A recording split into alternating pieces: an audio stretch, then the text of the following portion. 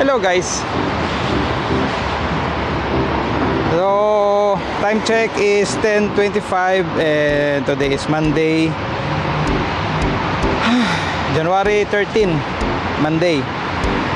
So ayun mga sir, napaaga yung processing natin ng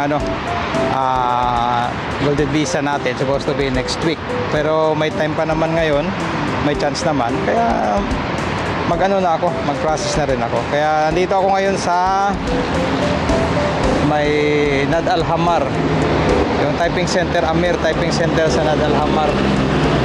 Kaya samahan niyo ako mga sir. At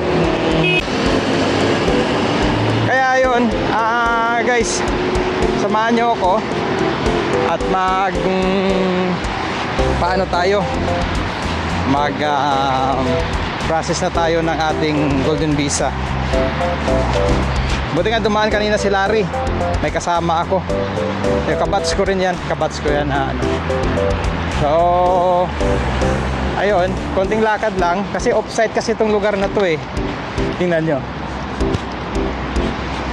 medyo siya, mahirap siya puntahan. Kaya kung wala kang sasakyan, lalo na wala kang kotse, pero sige lang, gagawa tayo ng paraan mamaya pagtatapos natin mag-process. Sana saglit lang naman daw to eh. Kaya tara mga idol, samahan nyo ako. Konting lakad lang naman to.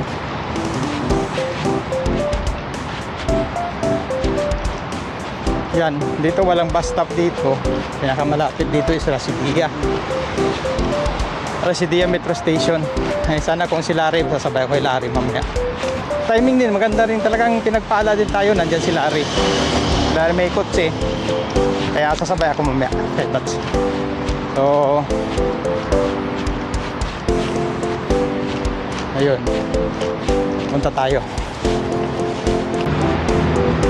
Ayun ang mga sir, so papasok tayo, bawal tayo dun sa loob. Wish me luck, sana matapos na maayos ito. Saglit lang naman to, magbabayad lang naman eh. Okay, so balikan ko kayo mga sir.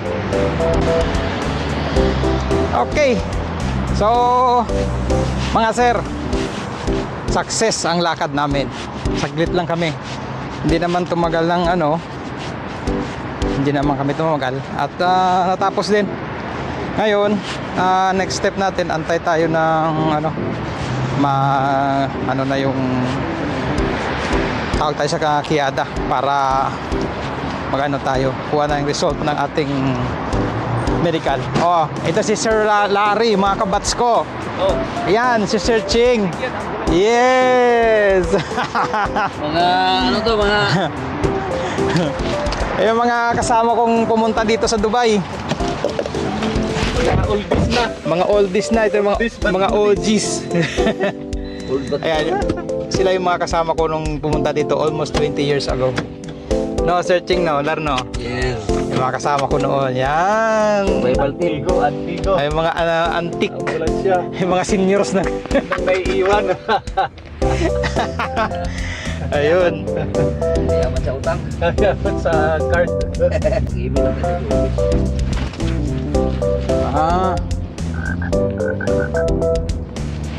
Pag na. So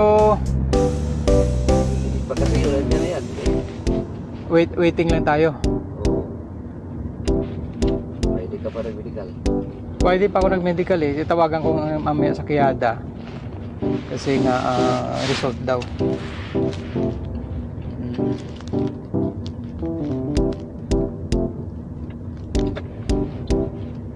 Tapos i-send pala natin kay mag-email tayo kay sino ba yan?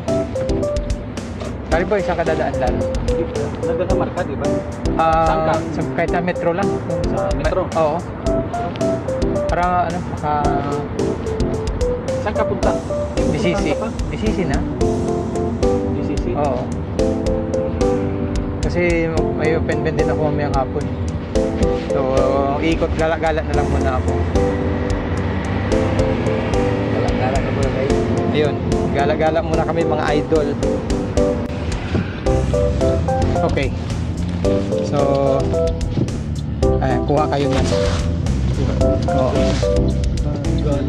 Tapos, yung audio natin dito. Ano na mga sir? buhay-buhay natin. Searching. Laban lang guys, laban lang guys. Laban lang, no? Para Para sa ekonomiya. para sa bansa. Mahirap Pamilya. na. Mahirap na walang trabaho sa Pinas. Kaya nga, no? At least dito, Dito stable. mayroon tayong Tuloy pa rin ang ligaya. Yes. Come to Dubai. I-upload ko to sa ano ha, YouTube Oo. sa channel natin. makatulong tayo sa ekonomiya ng ating bayan. Yes. Para may makuha silang budget. Ang Kongreso. May pambili sila ng ano, may pambili sila ng mga armor car nila. Kasi puro na zero balance lahat ng mga ano natin. Yun. Matagal na rin natin to, no? Oo. Ano rin, malayo-layo na rin. Oo, marami-rami na yung taon lubos natin. Mga, ano na kaya, 19 years na tayo. Halos kalahati ng buhay namin nandito na sa Dubai. Pero kung wala to, pre, wala namang nangyari sa atin eh. No? Oo. Di ba? Kasi yung security ng trabaho mo eh stable. Kaya no regrets. No regrets ba? Dito na siguro. Siyempre. Dito na siguro kami magre-retiro. Oh, dito na. Wala saan pa ba tayo pupunta? Oo. Di ba, Larry Boy? Oh, no. Oo nga. Last resort. Kaya guys, yung ginawa namin eh ano lang talaga. Sacrifice. Sacrifice lang talaga. Dati stepping stone, ngayon naging stone. Tigas. Tigas ng tuhod sa Dubai. Matigas na yung mga tuhod, Oo. yung mga joints, ano na eh. Nagka-uric na. Marami na nangyari, pre. Di ba? Ikaw, na ano ka, di ba? Ako na-stent ako. Heart attack na stent. Ako yumaman lang. Ay, kuy! Yumaman sa utang ba? Mag-on card. Yun, Oo. yun lang. Ay, nako. Kala namin sa Pinas magkahaon sa utang. Dito pagdating utang pa rin. Pala utang yan. Nalala mo noon yung nausap pa yung laptop, di ba? Cellphone. Diba? Oo. Nalbaon tayo sa utang sa credit card. Hirap pag walang ipon guys. Oo, kaya kailangan kayo mag-ipon. Oo. Kaya Ganun talaga. Siyempre may mga gastusin din naman tayo. Pero hindi naman, di ba? Normal lang yun. ganun lang talaga ang Oo. buhay. Ganun talagang buhay. Pero okay na rin. Kumayod. Okay na rin itong nangano natin, di ba? Oo, at least okay na ang sahod namin dito. Oo. May ipon din. Tsaka na-overcome na natin yung mga utang-utang ba? Oo. Dito lang bago tayo, di ba? Sumasahod lang pambayad ng utang. Dati 1,000 lang ang utang, ngayon million na. Utang pa rin. Oo. Ay, nako. What to do? Siya. Parte na ng buhay yan eh. Sige na mga idol at tuloy lang ang laban. Sir Cheng. Tuloy lang, tuloy. Diba? Sir Kaya mahirap na magkalisod-lisod. Ikaw Larry Boy, anong masabi mo at bago tayo magano? Ganun pa rin. Laban lang. Mahirap pa rin. Laban lang. Laban. At least marami naman nangyari sa buhay natin. Okay. So, tuloy natin yung yung vlog.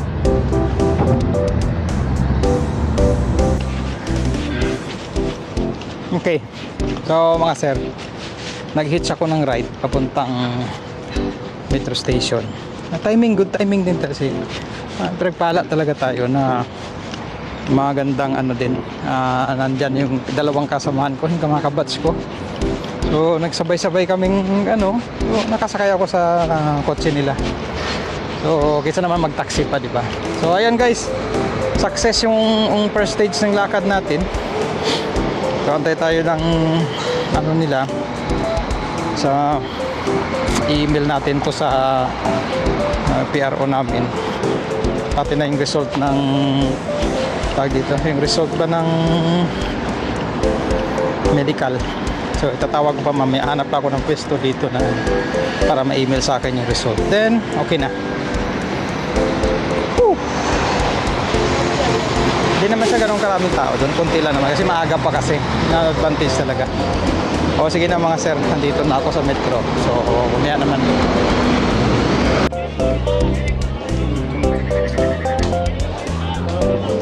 Okay guys. So, yun nga. Tumawag na ako sa ano. Tumawag na ako dun sa clinic. Hindi pa na out yung result. Wala pa, afternoon shift daw ako tatawag hapon. So mamaya daw alas 3 tatawag ako ulit para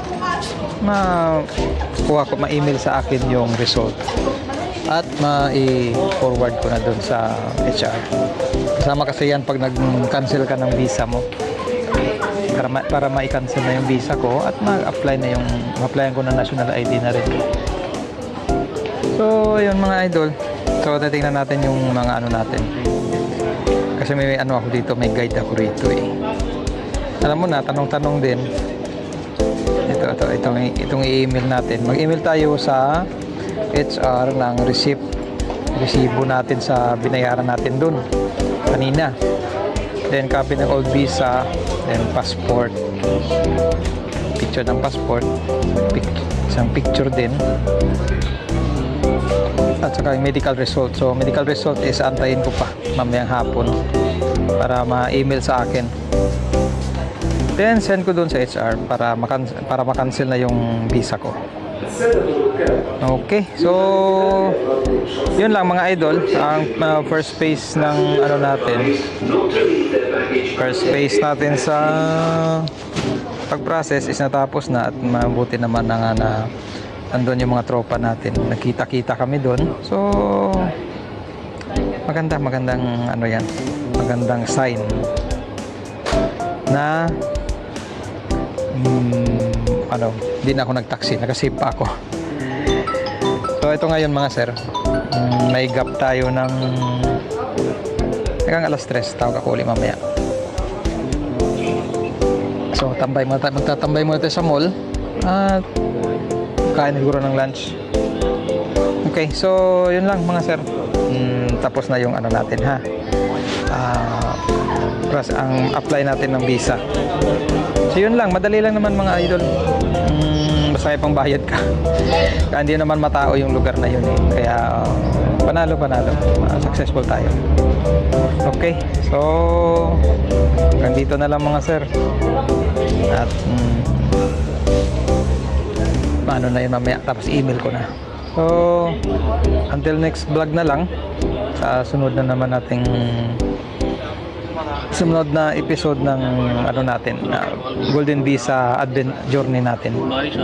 So thanks for watching mga idol, and hanggang sa muli. Bye.